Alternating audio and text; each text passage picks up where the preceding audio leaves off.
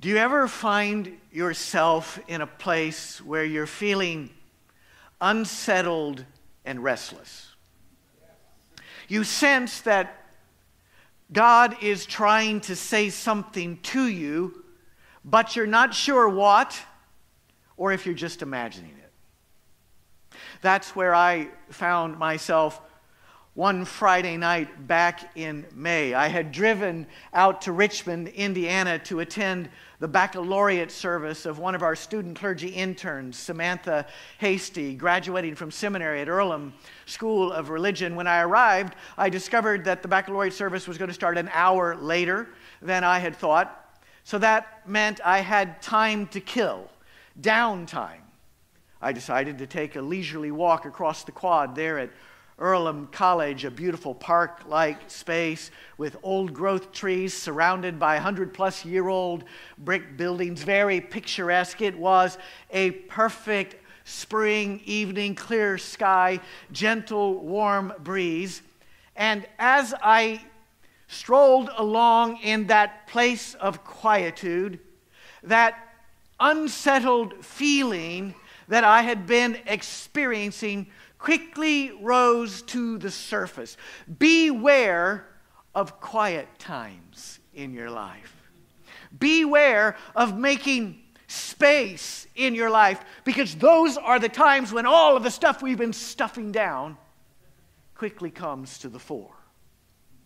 So with time to kill, I thought to myself, this might be a perfect opportunity to just listen closely to God. So I said, God, I sense that you're trying to say something to me. I'm not clear on what it is. I'm going to take these next 45 minutes just to try to tune in and listen as best I can. And so I walked and I listened and I was getting nothing. In fact, at one point I laughed and said, God, you got nothing for me? Nothing at all? Gave up and went into the baccalaureate service. Midway through that service, the dean of Earlham School of Religion got up to speak, J. Marshall, about today's scripture passage, Genesis 18. And 5 minutes into that, I began to realize this is exactly what I needed to hear. This message is for me, what God wants to say to me in this time and space. Thank you, God. And I suspect it's also what God might want to say to many of us, maybe even to every single one of us here. So today I feel led to share with you the gist of what J. Marshall shared that Friday evening back in May. As I move through today's service, bear in mind that J. Marshall deserves the credit and the blame for the insights that I'm going to share with you today. Let's start with a prayer. God, we enter this empty space. The next 30 minutes stretch out before us. We have cleared our schedules and deliberately put ourselves in this place because we know how important it is to stop, put down our busyness, and make room for you to speak into our lives. Word of God, speak. We ask in Jesus' name. Amen. Amen. A couple decades ago out in California, an elderly woman was walking out of a grocery store pushing her shopping cart toward her vehicle that she had parked there in the parking lot. When she was about 30 feet away from her vehicle, she noticed that 4 young men were in that vehicle, apparently trying to steal her car. Instead of retreating or calling 911, she shouted at the top of her lungs, "Get out of that car! I've got a gun and I know how to use it." The 4 young men jumped out of the vehicle, ran for the hills. As soon as the coast was clear, she loaded her groceries in the back seat of the vehicle, sat down in the driver's seat, and put her key in the ignition, or at least she tried to put her key in the ignition, but she couldn't get it in the ignition. That's when it occurred to her, oh, could it be? She looks around her, and sure enough, 2 parking spaces down is a vehicle that looks exactly like hers. She had mistaken a look-alike vehicle, pulled her gun, and carjacked 4 young men Embarrassed, of course, she takes her groceries out of the stolen vehicle and put them in her own vehicle and immediately drives to a police station 2 blocks away. When she walks into the police station, there stand 4 very frightened-looking young men reporting at the police counter that some crazy old woman with a gun had just carjacked their vehicle. The police officer taking the report laughed, and thankfully the boys decided not to prosecute, and the old lady apologized profusely. The challenges of growing old. One of many challenges of growing old. Today's Bible story is about another woman facing one of the challenges of growing old, who in the process ends up learning a lesson profoundly relevant to every single one of us, regardless of our age. Today's Bible story, Genesis 18, is unusual in that though it was written at a patriarchal time, it's written from the perspective of the woman, Sarah, the wife of Abraham. We don't know exactly how old she was at the time of this story, just that the text tells us that she was, quote, of advanced age, close quote, and that, quote, it had ceased to be with her after the manner of women, close quote. For you women who are here today who have experienced hot flashes, this story is for you. Sarah had moved past the normal childbearing years, and yet she had always dreamed of being a mother. In fact, a couple decades earlier, her husband Abraham had received a vision from God promising that someday Sarah would birth a child of promise. Genesis 15:5. God said to Abraham, look toward the heaven and count the stars if you're able to number them. So shall your descendants be. In other words, this was a prophecy that the child of promise that Sarah was going to bear would give rise to a great nation that would bless the entire earth. Sarah had always clung to that promise. But you know how things go. The years pass. Life gets crazy. Nothing happens the way you planned. And one day you wake up and realize it's too late. The moment has passed. That's where Sarah found herself. Until one day something strange happened. In the heat of the day, Abraham was sitting in the shade by their tent when he looks up and off at a distance sees 3 strangers who happened to be passing by, travelers out in the middle of nowhere, passing them by. Immediately, Abraham seems to have sensed that maybe these were not ordinary humans. He seems to have sensed that maybe he was experiencing what theologians call a theophany, which means when God appears to us in human disguise. He seems to have intuited that maybe 2 of these strangers are angels, and maybe the third is the one, the Lord. And so he insisted that they stop and refresh themselves and rest in the shade of the tree while a feast was prepared for them. And then as they were feasting and Abraham was making dinner conversation with them under the strictures of the customs of the time, Sarah was relegated to the tent, but she was listening through the wall of the tent, eavesdropping on this fascinating conversation. Genesis chapter 18, verse 9, they said to him, Abraham, where's your wife Sarah? He said, there in the tent. Then one of them said, I will surely return to you in due season, and your wife Sarah shall have a son. Now Sarah was listening at the tent entrance behind him. And when she hears this, verse 12 says, Sarah laughed to herself. Ha! Yeah, right. At my age, I'm going to have a child. That's hilarious. By the way, that is often a sign. When someone says something to you so outlandish that it makes you laugh. When a thought passes through your mind so outlandish that it makes you laugh, pay attention. It might just be God speaking. Renowned theologian Reinhold Niebuhr puts it this way: humor is a prelude to faith, and laughter is the beginning of prayer. That's deep. And I think he's probably on to something there. When life beats us down, it's so easy to lose our sense of humor and grow crusty and cynical, so that when someone tells us about something wonderful that's supposed to happen, we find ourselves snapping back at them and saying, "What planet are you from? Why are you so Pollyannish?" Don't let that happen to you. Instead, when somebody's telling you about something wonderful, something crazy wonderful that might happen, do what Sarah did. Let yourself laugh. Let the idea amuse you, because amusement leads to musing, thinking. And when the seed of an idea is planted, if that seed grows, as you continue musing on it, you eventually find yourself saying, "Could it be?" That's faith, which then leads to prayer. "Oh God, let it be." And where there is faith and there is prayer, all things are possible. In your own life right now, what crazy thought sometimes passes through your brain? Don't be too quick to cynically dismiss it. At least give it a laughing chance. So, Sarah, verse 12 says, laughed to herself, saying, "After I've grown old and my husband is old, shall I have pleasure?"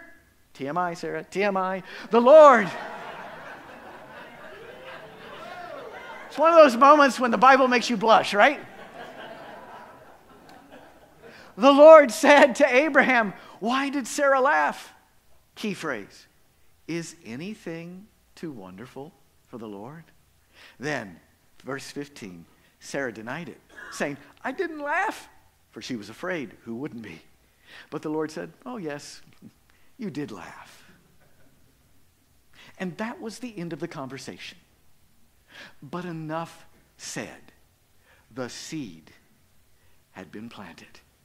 And in the days that followed, as Sarah mused on what had been said in that conversation, before long she found herself thinking, "Could it be?" Which led her to pray, "Oh God, let it be." And many prayers later, after a period of months, miracle of miracles, in her old age, Sarah does conceive and ends up birthing that long-awaited child of promise. She names her son Isaac. Do you know what Isaac means in Hebrew? Yeah, laughter. She ends up naming this child of promise Laughter, which I think is just beautiful. I mean, you know how these days parents often name their kids crazy names. Have you recently seen any of these lists that are circulating of parents that actual parents who give their children these crazy names? I was looking at a list the other day. Some of the names on the list: Justin Case. What were they thinking? Disaster. Daisy Chain. Dan Druff. Who would name your kid that? My personal favorite, Shonda Lear. The founder of Learjets supposedly named his daughter Shonda Lear. What was he thinking? But Sarah had gotten the ball rolling millennia earlier in the book of Genesis, when she chooses to name her son, the child of promise, Laughter. And I love that because she knew what she was doing. She was memorializing for the ages the critical spiritual lesson that she had learned from her life experience, that she wanted to hand down to us through the years. That lesson being, it's never too late for God to do something laughably wonderful in your life. Regardless of your age, whether you are young and old, there will be those seasons in life where you find yourself thinking, it's too late, the moment has passed, it's never going to happen now, I may as well give up. When you find yourself thinking that, remember today's Bible story and let it be a cautionary tale to you. Instead of turning away in cynicism, let that crazy thought linger. Let yourself laugh. And if you then hear the still small voice of God saying to you, what's so funny? Is anything too wonderful for me? Then start praying about it. And as you pray about it, if you keep being tugged in the same direction, then give it a chance. Take a risk. Do something bold. Don't be stuck in life's inertia. Life is an adventure. Your journey is not yet finished. Step out in faith.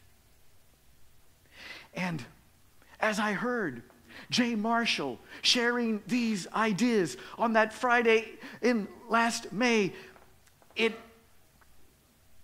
hit me up the side of the head. Because you see, I am now 60 years old.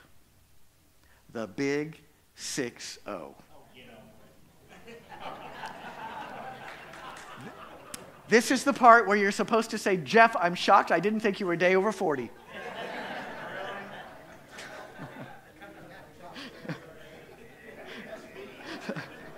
All right. When I walked into Meijer the other day, I was doing my grocery shopping and going through the self-checkout line, and I had a bottle of wine, and of course that means the clerk has to come and approve the purchase. And normally when I'm in Meijer buying a bottle of wine, the clerks will walk up, take one look at me, and then immediately hit that button that says, this guy's so old I didn't need to check his ID. But this time the clerk said, oh, I'm going to need to see your ID. I said, really? You must need new glasses. She said, oh, I learned long time ago that just because people look really old doesn't mean they're not young.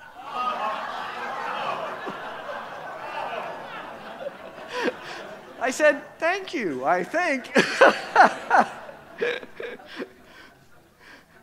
So here I am at age 60. You know, when you're supposed to be winding things up, and I don't mean that in a morbid sense. You want to finish well, you want to run full speed through the finish line, right? I'm sure there are good things ahead of me, but age 60 is not the time in life when you're looking for a great, new, exotic, crazy adventure in your life. But recently, in that unsettled place in my soul, I keep hearing what I think is God's voice through the tent wall, and as best I can hear as I eavesdrop on God, I think I hear God saying, Jeff should write a book. Because you see, over the course of my pastoral career, I have counseled so many people who, through their experiences of life, get to that place where their experience in life is threatening to burst the contours of their faith. The little box that they've put their faith in is too small to contain what they're experiencing in life. And when that happens, what I have observed is almost always people will lose their faith because they think they've got just two options: stay in that small little box that was handed to me, or abandon my faith altogether. But there is a third way. When you find yourself at a place on your spiritual journey where the box in which you've been keeping your faith is too small to contain your life experience, then build a bigger box for your faith. That's what's called spiritual growth. And so over the course of my life, as many of you, I've had to do that on a number of occasions, and through that process, I've developed a number of ideas that have been really helpful to me about how we can be smart followers of Jesus without checking our brain at the door. And as I've shared some of these ideas in counseling sessions with people, I see the difference that it makes. I remember talking to a pastor a couple years ago who was seriously on the brink of losing his faith. And as we talked through some of these things, he said, wow, that makes so much common sense. Why didn't I think of that? And so I keep hearing this voice through the tent wall saying, come on, you're old, but you can do this. I can even envision the name of the book, When My Old Faith Fails, Options for Thoughtful Christians. You mean I've got options, yes, Jeff? Yes. You mean I don't have to believe exactly the way my grandpa did? No. So I keep hearing this voice that says, many people could be blessed. Maybe the work that you're yet to do is greater than the work you've already done. And then I laugh. Ha! Right! Tell me another one, God. Who's going to publish my book? And if somebody publishes my book, who's going to buy my book? Do you know how many people's life dream has been to write a book? And usually they never write it. And when they do write it, nobody buys it. And so what's the point? Besides, at age 60, that's when David and I should begin planning. Okay, are we going to live in Arizona or Florida or Dollywood, Tennessee? You never know. Don't worry, I'm not going anywhere for a while, or maybe you should worry. I'm not going anywhere for a good long while, but it's that time in life when you should be thinking about things like that. And then I get this crazy idea through the tent wall that maybe I could do something that would bless as many people as the stars of the sky, and you want to laugh out loud. I could spend all that time, all that effort, write a book, and it could flop, but I just can't shake the idea. And maybe that should be the test that we use. When God is giving you an idea that you just can't shake, there comes a point where you either have to try it or live to regret it. So be bold. Step out in faith. Don't get stuck in the inertia of life. That's what I hear God saying to me through Sarah's story. What do you hear?